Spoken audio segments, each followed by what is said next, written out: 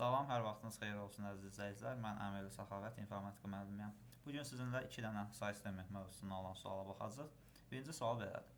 32 üstü 3 onluq say sistemində verilmiş ədədi 8-li say sisteminə çevirdikdə alınan ədədin birinci rəqəmi neçə olar? Əvvəla gərək biz 32 üstü 3 ədədini 8-in qüvvəsi kimi göstərək. Bunun üçün də 2 üstü 15 kimi yazıb, daha sonra 8 üstü 5 kimi göstərə bilərik. Və 8 üstü 5 ədədini 8-lik say sisteminə çevirdikdə onlar deməli 1, 0, 0, 0, 0, 0 8-lik say sistemində və gördüyümüz kimi ilk rəqəmi olacaq 1.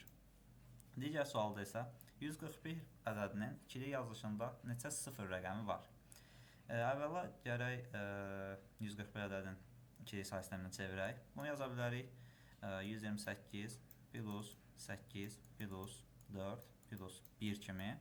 Və bu ədədi artıq ikilik say sisteminə çevirmək daha rahat olacaq. Deməli 1, 0, 0, 0, 1, 1, 0, 1 ikilik say sistemində və bizdən 0 rəqəmlərinin sayını soruşur.